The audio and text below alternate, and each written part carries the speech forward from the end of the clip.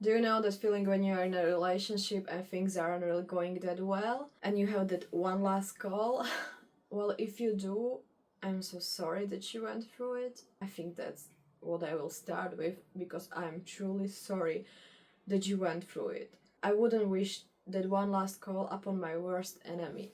I went through it, I lived it, I was there for 2.5 hours on that call, and that call, I am praying that I will never have it ever again.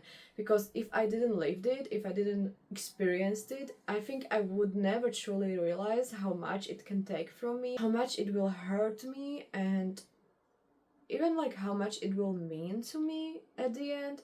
Because when it was happening, there were so many emotions that were kind of accumulating until that moment, that when that call happened, I think like it was even like the kind of like the explosion was kind of like the cherry on top, like the thing why that call happened was kind of like, okay, this is it, this is not how we can continue. So it kind of like exploded, but it wasn't even about that one thing, but it was all the things combined together. And it felt like I was being squeezed so much to the point where I couldn't be squeezed any longer. Literally, you couldn't squeeze me no more, so I exploded. But it wasn't that kind of explosion that I just exploded and there was damage all around me. No, it felt like I was exploding constantly. It felt like I was stuck in that moment of explosion, and with each passing second, energy was bursting out of me, and I couldn't stop it. I couldn't contain it. It was just bursting out, and I was losing it. I was losing everything. My heart was being shattered. My soul was breaking. I felt like I was losing it, and I truly was. So I tried to put it, or I needed to put it into a poetry, because when I was dealing with that heartbreak, there was many pages that I needed to write, many pages I needed to burn, that I needed to turn, that I needed to crumple, and all those things. I needed it, but I also wanted it because I just didn't understand what is happening, and there was so many emotions that I was just reminiscing everything. But I think the explosion of my emotions had these like side effects of me like, okay, I needed to clean somehow, and me writing a poetry out of it was kind of me cleaning, or trying to, because that poem, it destroyed me as equally as that call, if it makes sense. And I would like to read it to you, so let's jump to my past me, because this is my future me that deleted footage by accident. So yeah, I'm standing before camera again when I'm already editing the video, so hopefully you will like the poem, and then I will talk a little bit more about poem, even though I am firm believer that some emotions don't need to be visited again. This is one last call. You are becoming my favorite person to talk to, calling upon my senses, the one I wanted to share all the silly things with, blocking any defenses, laughing even in the hurting consequences. Your voice was suiting all of my sharp fancies. Gosh, I hate that our last calls were out sentences. Did I push you so much that you stumbled? Did I push us to the edge of that cliff we climbed, put so much pressure on us that we bled, that the stained ground beneath me crumbled, sending me over the edge, making me even more red? I was sitting before the heater, and my whole body was aggressively shaking, syllables stuck in my throat and loudly shooting out, ringing. My throat gasped for air, the kind that made me suffocate. My whole body screamed due to the betrayal feeling, because you forgot one of the two things I ever wanted from you: to communicate. The disappointment squeezed my heart, making my patched wounds burst with new red art. I didn't know which one I should attend to sooner. Nothing seemed smart, but the unrevealed severity took its start. I was overwhelmed by a mad world of emotions, adding up, creating multiple poisons, not sure how a few tiny yet incorrect actions could cause so many messy commotions, destroying any peaceful love potions. And I'm so sorry for suddenly flaring up, for going off on you while violently tearing up. I knew you were not feeling up, but I could not help it. Too tired to keep glaring up. I will not utter the apology for the things I said. It was all the brutal honesty my heart had. It was a hell of the heat of the moment, but I was not only blindly mad, I was getting blindly hurt, making it all feel utterly bad. Yet, I'm so thankful for your listening. I have no idea if the old times kept the line from closing or if it was just pity for my cracking whispering. I was just really glad you were still giving me this. Listening to my breaking. I was suffocating in that fleece blanket. I had no chances, deeply wounded by your 1 second made up instances, only trying to save my already torn up pale romances, hoping it were all just unfortunate circumstances. And with that one repeated blow, I shuddered. I did not want to, but how could I stop the breathless dread? I was pacing with my hand in my hair, unable to stay on that bed. The acid marks were all around the room and my cheeks becoming partially dead. I do not argue. I prefer stable communication. I would need to feel love sensation, to love you without any explanation. Yet I still would not go for that kind of violation because I would not want to feel that kind of emotion. Those were my words for you during one of our 4 a.m. explorations. Sentences, or more so the feelings we both forgot. Gosh, I was sadly right. The emotions were a lot. To get to the point where I was exhausted by every thought, my mind was overheating with tries, anything seemed to flare me up. It was too hot. I was in pain, yet I still fought. I needed to win somehow because I could not bear any more of that symphony.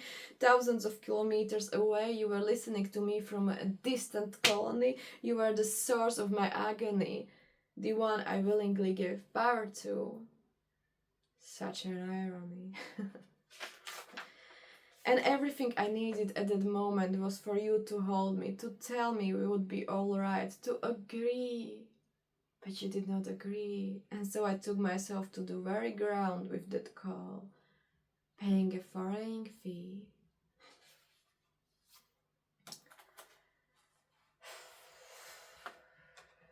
To be truly honest, I don't know how I should talk about this poem. What I like to do is mostly I read the poem and then I like to talk about it, about all the imaginary, what it means to me, what it meant to me, and how it came together, and to kind of like put or create a story around the poem. But with this poem, I don't know what I should talk about it, because I am recording this video. I kid you not, this is like 20th time, so please give it a like if you're still here. No, I'm just kidding. I just hope that this will help you. But I was beating my heart, but I was beating my head so hard around this poem and how I should talk about it to give you some insights, but also something that you will take from this video, something that might help you if you're going through this, or something to make you appreciate the poem more. But when I truly think about it and when I'm honest about it, I think I don't want to talk about it. I think that this is the sign that why I'm recording it for 20th time, that perhaps I shouldn't be truly talking about this poem, because this poem, there is many poems that make me cry, that I cried my heart out, my soul out, that I was writing with shaking hands, that I couldn't write for several days because I couldn't admit the emotions I wanted or needed to write at the paper. But this one, it also kind of holds the special place in my heart because of what I was feeling at that moment, not even towards the person, but I think it was the heaviness of the situation. It's the heaviness of that one last call that kind of breaks you. And I wasn't kidding when it truly felt like part of me shattered, because I even started the poem. I kind of like portrayed the image of who was that person to you, because you can have one last call with anyone. Literally, I had like lifelong best friends. I thought that we will be like rocking on like on rocking chair when we will be 60, and I no longer talk to them. And I am pretty sure that I had that one last call with them, but what it was about, when it happened, I have no idea. I truly have no idea. But then there are some one last calls that you are remembering so precisely, and it doesn't matter if it's romantic ones. All that matter is that it needs to be somehow tied to your soul, to your heart, that it truly needs to mean something to you. And with this call, I at the beginning of the poem, I wanted to portray what the person meant to me when they are becoming your favorite person to talk to, and when you want to share all the silly things with, and when they're kind of like blocking any defenses. Like, it doesn't matter what kind of towers you build around you, they're climbing over those towers, and they're making you feel safe in your own world, they're making you feel heard and comfortable.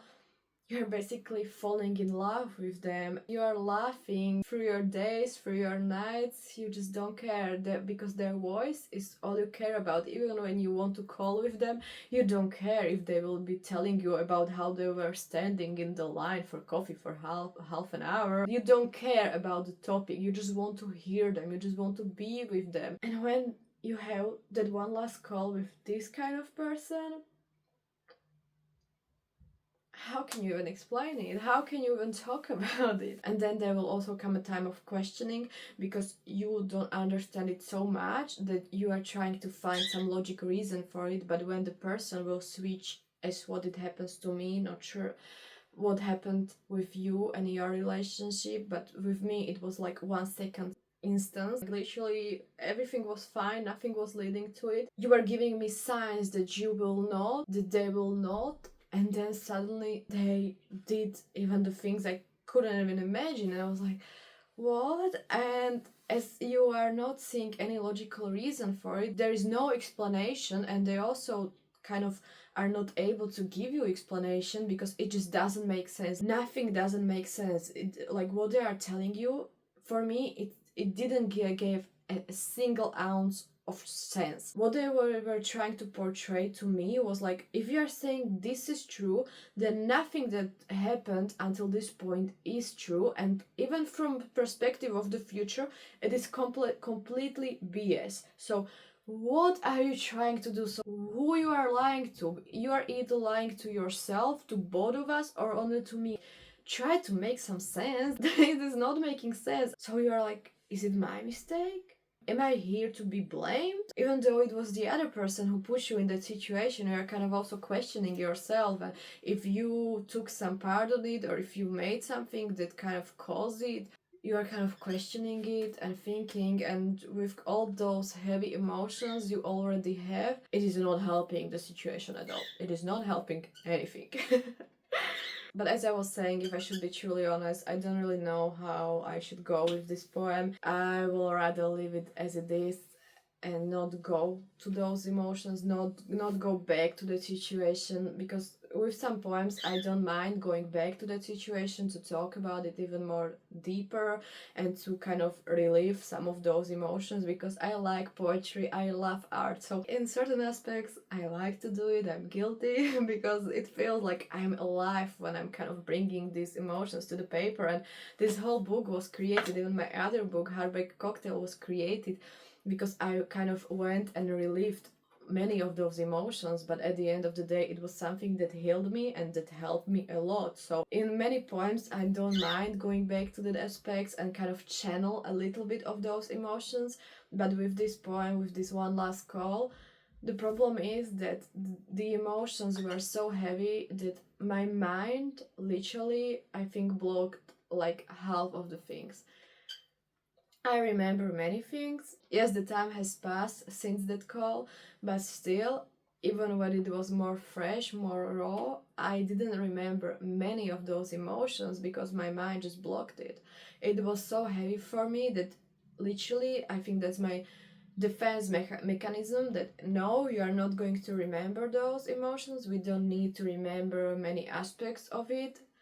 You will just remember it somewhere deep in you and what happened, how it felt, but that's it. And I think that's kind of the reason why I don't know how to talk about this poem, or maybe that I don't even want to be talking about it that much, because those are emotions that are no good. Like some of the emotions, I am true believer that what you think you will attract to yourself, and with some poems I don't mind it, but this is, I don't want to attract it, I don't want to be anywhere close to it, so I don't want to be talking about it. I don't want to be talking about it because I can't be talking about it.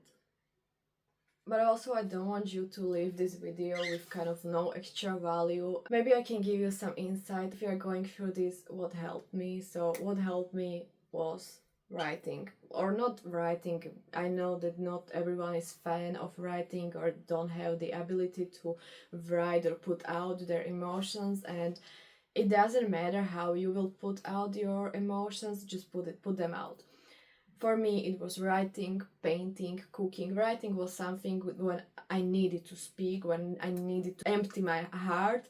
Painting was for me something when I needed to have this quiet time. Literally, when I started painting, the world was quiet. So this was for me such a helper.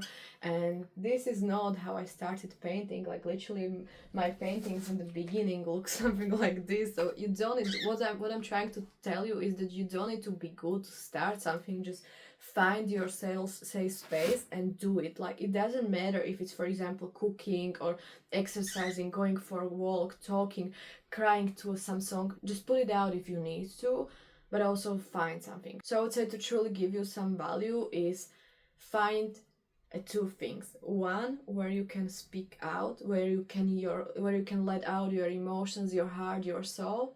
And the second one, find something that will make your heart, your head quiet. And these two things will get you through it. They will get you through it, and you can make it. If you're going through this, I believe you can make it because you are loved and you deserve to be loved. I truly believe so. And it doesn't matter what happened. We are learning from the past and it will be good. And if you are wondering, if you are in this wondering state, like, yes, but why it happened, I still love that person, I still want them back, I understand you. I so understand you. I wanted the same. With every beep of my phone, I was like, is it him? Is it him? Did he change his mind? It was so, I don't want to say stupid because I was hopeless, not hopeless, but I was hoping, and I was in love. I truly loved that person, but sometimes there is something better for us, even though maybe we cannot see it. And in certain ways, I'm still in that situation where I'm like, he seemed to be so perfect for me. We seem to be so perfect for each other. So what happened? Why it went wrong? And to that, I don't fully have an answer yet because I still haven't met my new person. I still haven't met somebody who will be perfect for me. But I know, I trust it that it will happen. But do you know what I got from it? I got from it before him. I was writing some books. I had fantasy books on Wattpad, if you know, you know. But I didn't really had a book. It was my long life dream. I will talk about this in different video, but to get to the point, I wrote the book. I wrote another book, poetry books. He opened me to poetry world, and now I have two self-published books. I have like more in my computer that I am writing actively and that I want to put out in very near future. I started painting because of him. Literally, I'm now selling my art. So it was like, I understand it. I understand that he needed to go, that those situations needed to happen in a way they happened, that I needed to be probably hurt that much, even though I didn't deserve it, and I'm pretty sure you also don't deserve it, but I needed it. I so needed it to get to this version of I am, and yeah, I wish you nothing but the healing, and if you are still here, I'm so sorry. I won't say I'm sorry for this video, because I think it will find somebody who will understand and who will need it. So yeah, I appreciate that you are here and any of your support. I hope I will help with this diary of mine. There is already a couple of poems I actually talked about already published, and then there will be many more because there is more than 30 of them, and I did like 6 of them, I guess. So yeah, and give me a second. If you are wondering what's the sound that you can hear, it's this little guy. I'm sorry, I tried to kick him out of my room a couple of times. I put him in his crate, but he is basically free living in my apartment, so he can wander when he want, right? And he's 23 years old, so he can do whatever he wants whenever he wants, and there is no stopping him. So I'm sorry for that. Right? And we wish you a very nice day. I will be very happy when I will see you in the next video. Take care. Bye.